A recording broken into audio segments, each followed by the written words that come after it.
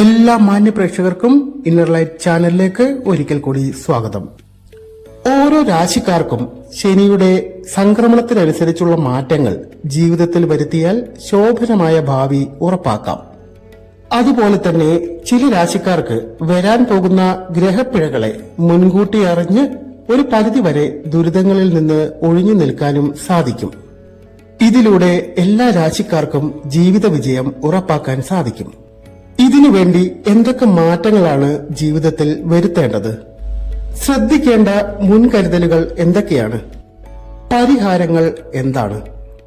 ഇത്തരം കാര്യങ്ങളാണ് ഇന്നത്തെ വീഡിയോയിൽ നമ്മൾ പരിശോധിക്കുന്നത്. എല്ലാവർക്കും ഒരിക്കൽ കൂടി വീഡിയോയിലേക്ക് സ്വാഗതം.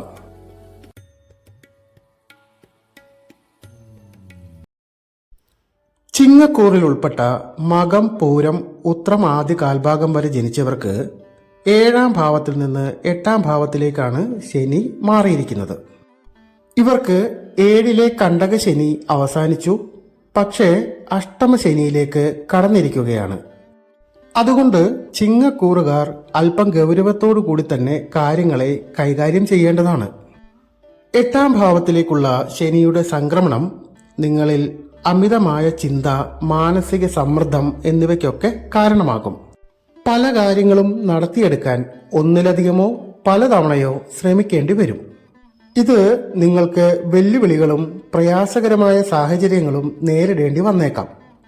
നിങ്ങളുടെ 1ഉം 4ഉം ഭാവങ്ങളിൽ നിന്ന് ശനിയുടെ ദൃഷ്ടി മാറുന്നതിനാൽ കുടുംബജീവിതത്തിലും വ്യക്തിത്വത്തിലുമൊക്കെ ഒരു മാറ്റം ഉണ്ടാകും. കഴിഞ്ഞ കണ്ടകശനി കാലഘട്ടത്തിൽ പലതവണ ശ്രമിച്ചിട്ടും നിരാശപ്പെട്ട പല കാര്യങ്ങളും പുനരാരംഭിക്കാൻ നിങ്ങൾക്ക് മാനസിക ഉത്തേജനം ശനി നൽകും. അടുത്ത 2.5 വർഷത്തേക്ക് അനാവശ്യമായ വാദപ്രതിവാദങ്ങളിൽ നിന്ന് വിട്ടുനിൽക്കുന്നതും നിങ്ങളെ ബാധിക്കാത്ത പ്രശ്നങ്ങളിൽ നിന്ന് ഒഴിവാകുന്നതും വളരെ നല്ലതായിരിക്കും. അഷ്ടമശനി കാലമായതിനാൽ വാഹനം ഓടിക്കുമ്പോൾ കൂടുതൽ ജാഗ്രത പാലിക്കേണ്ടതാണ്. 8ാം ഭാവത്തിലെ ശനി നിങ്ങളുടെ പങ്കാളിയുടെ ആരോഗ്യകാര്യങ്ങൾ ശ്രദ്ധിക്കണമെന്ന് സൂചിപ്പിക്കുന്നു. നിങ്ങളുടെ 8ാം ഭാവത്തിൽ നിന്ന് ശനിക്ക് നിങ്ങളുടെ 10, 2, 5 ഭാവങ്ങളിലേക്ക് ദൃഷ്ടിയുണ്ട്.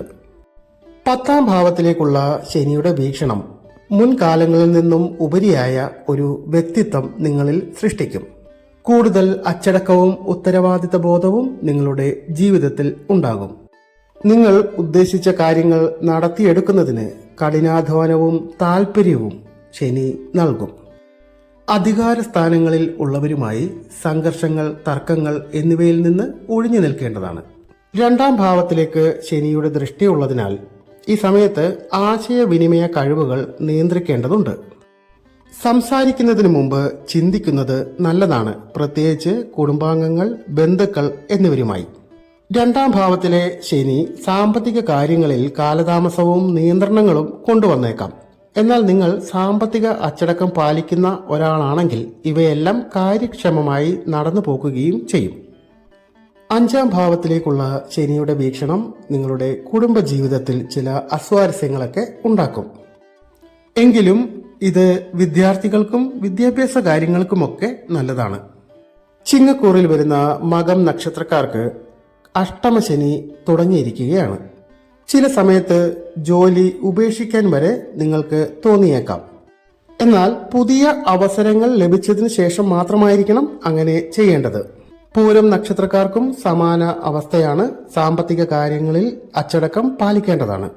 അല്ലാത്ത പക്ഷം പിന്നീട് അതൊരു വലിയ പ്രശ്നമായി മാറാം. ഉത്രത്തിന്റെ ആദ്യ പാദത്തിനും അഷ്ടമശനി കാലമാണ്. വരുമാനങ്ങൾ പെട്ടെന്ന് നിലച്ചു പോകുന്ന അവസ്ഥ വരെ ഉണ്ടാകാം. 8ാം ഭാവത്തിൽ ശനി സഞ്ചരിക്കുന്ന ഈ സമയത്ത് ചിങ്ങം രാശിക്കാർ സ്വീകരിക്കേണ്ട മുൻകരുതലുകളും പ്രതിവിധികളും എന്തൊക്കെയാണെന്ന് നോക്കാം. 8ാം ഭാവത്തിലെ ശനി ആഴത്തിലുള്ള ആത്മപരിശോധനയ്ക്ക് കാരണമാകും. എന്നാൽ അമിതമായി ചിന്തിക്കുന്നത് അനാവശ്യ സമ്മർദ്ദത്തിലേക്ക് നയിച്ചേക്കാം. ചിന്തകളെ പോസിറ്റീവ് കാര്യങ്ങളിലേക്ക് കേന്ദ്രീകരിക്കുകയും നെഗറ്റീവ് ചിന്തകളിൽ മുഴുകുന്നത് ഒഴിവാക്കുകയും വേണം. ശനിയുടെ സ്വാധീനം ക്ഷമ, പക്വത, ബുദ്ധിമുട്ടുള്ള സാഹചര്യങ്ങളെ ശാന്തമായി കൈകാര്യം ചെയ്യാനുള്ള കഴിവ് എന്നിവയൊക്കെ നിങ്ങളിൽ വികസിപ്പിക്കും. അത്തരം കാര്യങ്ങളെയെല്ലാം സംയമനത്തോടുകൂടി തന്നെ കൈകാര്യം ചെയ്യുക. അടുത്ത 2.5 വർഷക്കാലം മറ്റുള്ളവരുടെ കാര്യങ്ങളിൽ ആവശ്യമില്ലാതെ ഇടപെടാതിരിക്കുക. അനാവശ്യമായ വാദപ്രതിവാദങ്ങളിൽ നിന്നും തർക്കങ്ങളിൽ നിന്നും ഒഴിഞ്ഞു നിൽക്കുക. അഷ്ടമശനി കാലമായതിനാൽ ദീർഘദൂര യാത്രകൾ, വാഹനമോടിക്കുക എന്നിവയിലൊക്കെ ജാഗ്രത ഉണ്ടാകണം. നിങ്ങളുടെ ജീവിത പങ്കാളിയുടെ ആരോഗ്യ കാര്യങ്ങളിൽ കൂടുതൽ ശ്രദ്ധ നൽകേണ്ട സമയമാണിത്. ഈ കാലയളവിൽ ചിങ്ങം രാശിക്കാർ അനുഷ്ഠിക്കേണ്ട പരിഹാര കർമ്മങ്ങൾ എന്തൊക്കെയാണെന്ന് നോക്കാം. രാവിലെ കുളി കഴിഞ്ഞ് സൂര്യന് ജലം സമർപ്പിക്കുക. ശനി ബീജമന്ത്ര ജപവും ശനിപ്രീതിയും നടത്തുക. കറുത്ത വസ്ത്രങ്ങൾ ഒഴിവാക്കുന്നതാണ് നല്ലത്. നിങ്ങളുടെ കുടുംബത്തിലെ പ്രായമായവരുടെ അനുഗ്രഹം, നിങ്ങളുടെ കുടുംബദേവതയുടെ അനുഗ്രഹം ഇതൊക്കെ തേടുക. ഇവയെല്ലാം പ്രതിസന്ധികളിൽ സംരക്ഷണ കവചമായി നിങ്ങളെ രക്ഷിക്കും. നന്ദി, നമസ്കാരം.